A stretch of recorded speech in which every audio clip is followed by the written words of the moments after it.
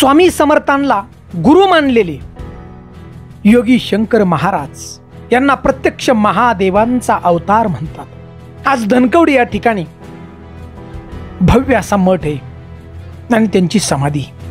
हजारो शिष्यांना आजही महाराज प्रत्यक्ष दर्शन देतात। लाखो भक्त आहेत त्यांचे महाराष्ट्रात, महाराष्ट्राच्या बाहेर, पुण्यात।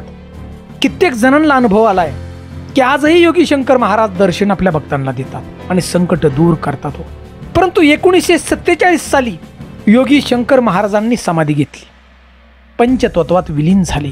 शरीर जरी गेलं तरी आजही त्यांचा आत्मा त्या समाधीमध्ये आपल्या भक्तांच्या रक्षणासाठी तत्पर आहे। ज्याचा विश्वास आहे त्याला महाराजांचं दर्शन आजही होतं। अशा अनेक घटना घडल्यात। 1947 साली योगी शंकर महाराजांनी ज्या वेळेला समाधी घेतली त्या दिवशी संध्याकाळी सगळे शिष्य निघून गेले परत माघारी, परंतु योगी शंकर महाराजांचा एक शिष्य त्या ठिकाणी थांबला होता आणि त्याने 25 वर्ष गुरु शंकर महाराजांच्या समाधीचं रक्षण केली, सेवा केली आणि त्यांना गुरु महाराजांचं दर्शन होत होतं।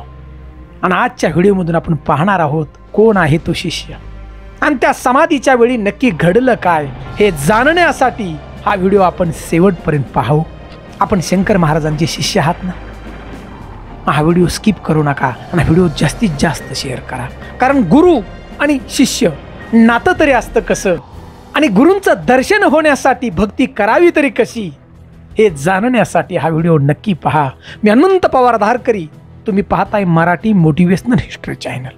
तर मित्रांनो, पुण्यातील धनकवडीचे योगी शंकर महाराज यांनी 1947 साली समाधी घेऊन आपले प्राण पंचतत्वामध्ये विलीन केले आणि त्यावेळी त्यांच्या भक्तांनी त्या काळामध्ये महाराजांचं शरीर पुण्यात सर्वत्र दर्शन करण्यासाठी फिरविलं आणि शेवटी पद्मावतीच्या ठिकाणी आणलं। त्याच ठिकाणी जमीन खणून महाराजांचं शरीर त्या जमिनीमध्ये ठेवलं, वरून माती टाकली, त्या मातीच्या ढिगाऱ्यावर हार आणि फुलं ठेवली। हजारो भक्त त्या ठिकाणी उपस्थित होत्या। भक्तांच्या डोळ्यातून पाण्याचे अश्रू वाहत होते, परंतु महाराजांनी सांगितलं होतं शरीर जरी नसलं तरी माझा आत्मा या ठिकाणी कायमचा राहणार तुमच्या रक्षणासाठी आणि भक्तांचा उद्धार करण्यासाठी। तर मित्रांनो, त्या ठिकाणी जसा जसा अंधार पडला सर्व भक्त आपापल्या घरी निघून जायला लागले, कारण त्या काळी मित्रांनो 1947 साली धनकवडी भागामध्ये सर्वत्र जंगल होतं बघा।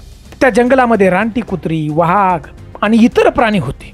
त्यामुळं महाराजांची भक्ती करणं वेगळं आणि आपला जीव वाचवणं वेगळं असं त्या भक्तांच्या मनामध्ये होतं। रात्री या जंगलात थांबणं योग्य नाही। महाराज गेले, त्यांचं शरीर आपण विधिवत पुरलं, आता आपलं काम झालं, शेवटी आपला संसार आहे असा विचार करत हळूहळू भक्त त्या ठिकाणी निघून गेले। रात्र झाली। त्या भयंकर जंगलामध्ये महाराजांच्या समाधीजवळ त्यांचा एकच शिष्य थांबला होता।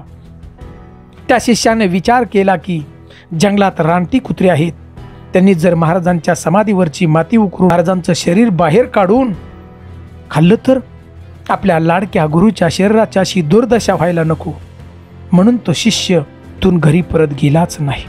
रात्री कुत्री आली, त्या शिष्यानं दगडानं मारून पळवून लावली आणि तो शिष्य रात्रभर जागत जंगली प्राण्यांना न भिता तेथे समाधीचं रक्षण करत राहिला। काय त्या शिष्याचं धाडस बघा। आपण जर एक रात्र घनदाट जंगलात राहिलो तर परिस्थिती काय असते मगच समजते। तर मित्रांनो, दुसऱ्या दिवशी त्यानं विचार केला की आता आपल्याला महाराजांच्या समाधीचं रक्षण करण्यासाठी या ठिकाणी कायमचं थांबलं पाहिजे आणि त्यानं त्या ठिकाणी तसा निश्चय केला आणि तो त्या ठिकाणी तिथेच थांबला।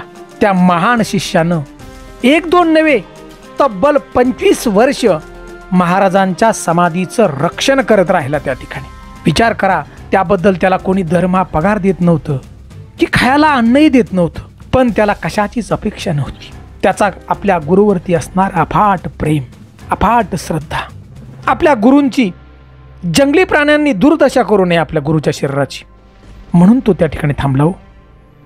त्याला भूक लागली ना की त्या जंगलाच्या जवळ 4-5 घरं होती जवळ अशा, त्या घराजवळ जाऊन तो भिक्षा मागायचा आणि ती माणसं जे देतील ती समाधानाने त्या ठिकाणी खायचं आणि परत महाराजांच्या समाधीजवळ यायचं।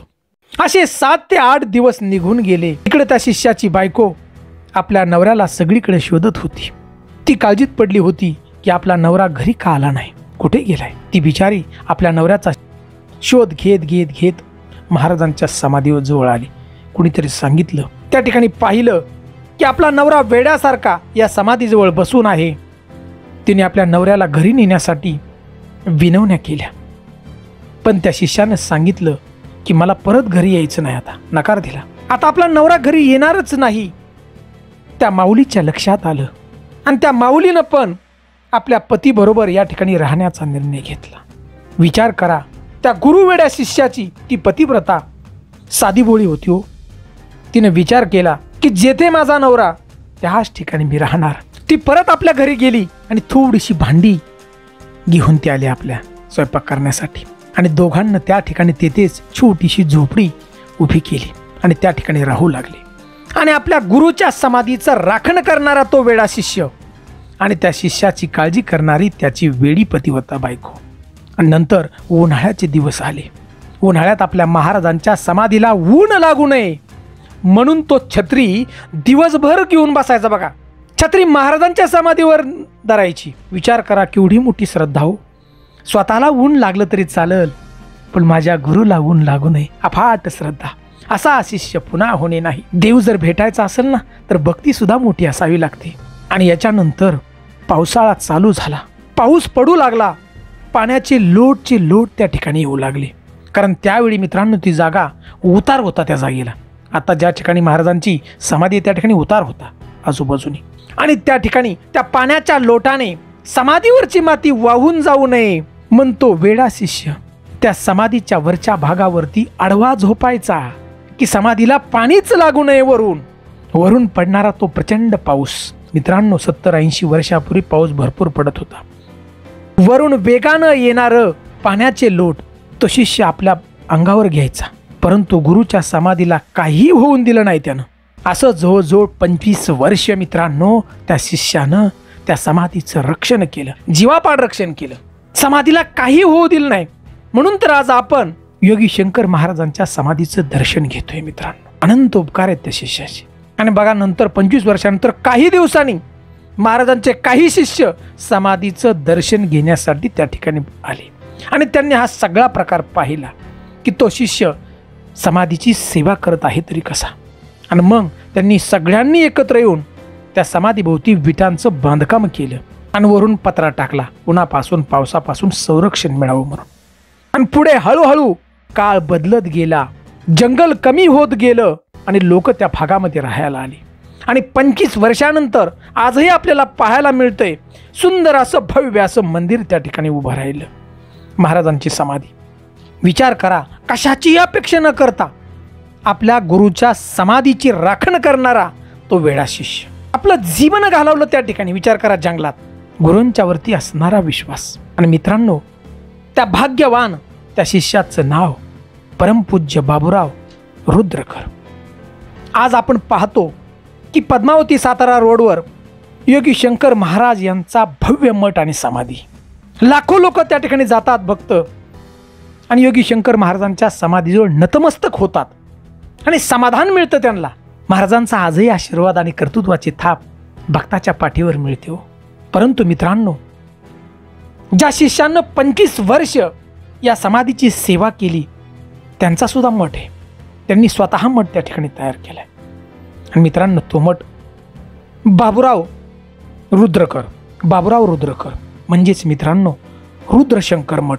आणि तो मठ भारती हॉस्पिटल आपल्याला माहीत असेल, भारती हॉस्पिटल सरकारी त्याच्या जवळ हा मठ आहे. त्यामुळे आपण पुण्यात गेला तर नक्की अवश्य भेट द्या.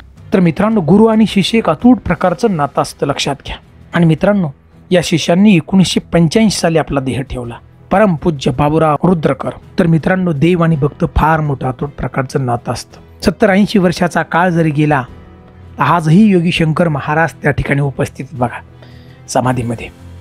कित्येक भक्तांना समाधीमधून बाहेर येऊन दर्शन दिलेला असा चमत्कार त्या ठिकाणी घडलेला आहे. आणि मित्रांनो आज पुण्यामध्ये योगी शंकर महाराजांनी जे चमत्कार केले ते सर्व चमत्कार बाबूराव रुद्रकर यांनी हे चमत्कार आपल्या डोळ्यानं पाहिले आणि अनुभवले आहेत बघा स्वतः.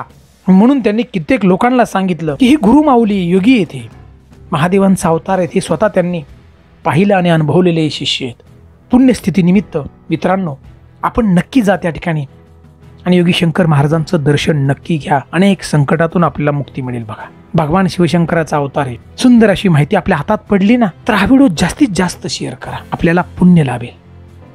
आणि गुरुवर्य योगी शंकर महाराज यांचा जय जयकार असो अशी कमेंट जरूर द्या.